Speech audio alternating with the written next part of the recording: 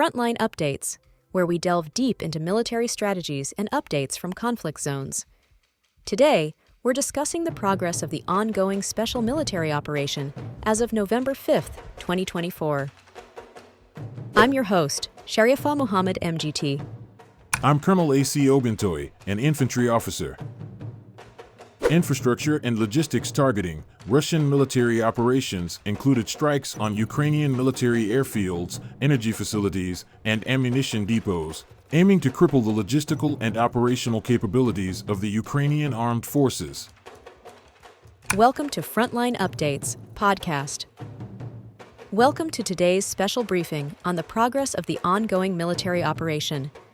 I'm joined by Colonel A.C. Oguntoye, an infantry officer leading infantry soldiers and combined armed forces on the ground.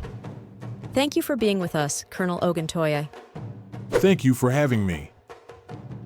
Let's start with an overview. What's the current status of the operation as of today? The Russian armed forces continue to advance and conduct strategic operations across multiple fronts. Our forces are making steady progress in countering Ukrainian formations in key regions. This includes Kharkiv, Donetsk, Luhansk, and the Kursk region, among others. Could you give us some details about the North Group of forces operating in the Kharkiv direction? What's been achieved there? In the Kharkiv region, the North Group has targeted the 57th Motorized Infantry and 71st Ranger Brigades of the Ukrainian Armed Forces, as well as the 13th National Guard Brigade. These operations took place around Vovchansk and Lipsy, resulting in substantial enemy losses, approximately 70 Ukrainian servicemen, along with several vehicles and a 122mm D-30 howitzer. Additionally, we successfully destroyed an ammunition depot in this area. That sounds significant. Moving west, how has the West Group of forces been progressing? The West Group has been particularly active, making tactical gains against Ukrainian formations. This includes actions against the 30th and 116th Mechanized Brigades, the 3rd Assault, and the 77th Airmobile Brigades. We encountered and repelled 5 counterattacks from Ukrainian forces, which included their 14th and 28th Mechanized Brigades and the 1st National Guard Brigade. This engagement resulted in losses of up to 510 enemy personnel, multiple armored vehicles, and several howitzers. Additionally, we neutralized 4 field ammunition depots in this sector. Let's discuss the South. There have been reports of deeper advances into enemy defenses. Can you elaborate? Yes, our Southern Group has been advancing steadily, pushing deep into enemy defenses. We've been engaging formations of the 33rd, 54th Mechanized, and 79th Airborne Assault Brigades, as well as Ukrainian artillery units in areas such as Zalizniansk, Chasov Yar, and Seversk. Ukrainian forces attempted 3 counterattacks, which we successfully repelled. In total, this has led to an estimated 580 Ukrainian casualties, destruction of various vehicles, self-propelled artillery units, and ammunition depots. And the Center Group of forces? I understand they've also seen notable success. That's correct. The Center Group has been effective in improving their positions, specifically around settlements like Vozdvizenka and Dzerzhinsk in Donetsk. They faced and repelled 9 counterattacks from multiple Ukrainian mechanized and marine brigades. This resulted in over 560 Ukrainian losses, including 2 U.S.-made M113 armored personnel carriers and a range of other equipment. How about the East and DNEPR fronts? The East Group has also made progress, improving positions along the forward edge and repelling counterattacks by the 123rd Territorial Defense Brigade.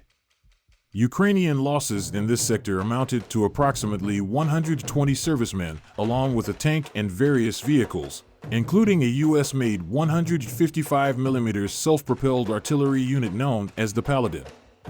On the Dnieper front, our units inflicted losses on the Ukrainian 110th Mechanized and 141st Infantry Brigades in areas around the Kherson and Zaporizhia regions.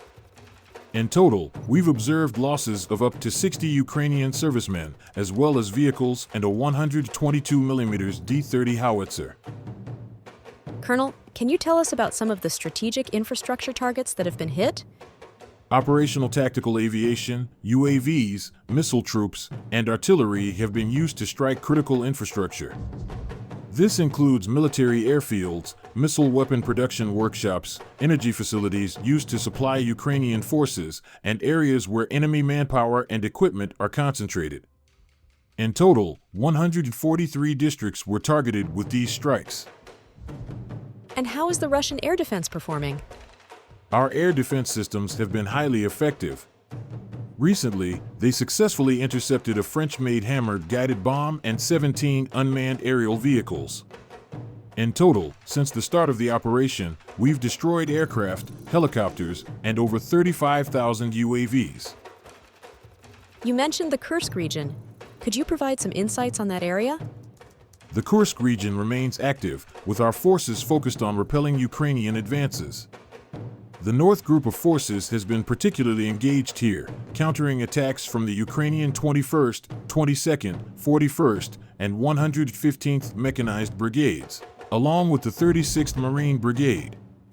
We've successfully thwarted multiple enemy attempts to advance, resulting in additional losses to their personnel and equipment. In conclusion, what are the overall results? And what do Black people gain and lose as Americans vote to elect their new president? In addition to promises regarding domestic policy, not much. The candidates in the current U.S. presidential elections have released indicative statements about their attitude to major international conflicts in Ukraine and the Middle East. In summary, the cumulative impact has been substantial. The operation to dismantle Ukrainian armed forces formations remains ongoing. Colonel, thank you for providing such a detailed briefing on the current military situation. Your insights are invaluable to our understanding of the conflict's dynamics. And thank you to our listeners for tuning in. Join us next time as we continue to provide up-to-date coverage on global military affairs. Stay with us for more updates and expert analyses on global defense and security issues. Stay informed, stay secure. Thank you for having me. The measures taken by the enemy to stabilize the front south of Kurakovo are slightly slowing our advance, but not significantly. The assault units of the Russian armed forces have successfully suppressed attempts to halt our progress and have now approached Razdolnoye. The Ukrainians are facing some serious issues. We don't have much distance left to cut off the enemy's escape routes to the west from Kurakovo. However, further ahead, the Ukrainians have established a stronghold south of Bogodar. Beyond Razdolnoye to the north, there are no more prepared defensive lines.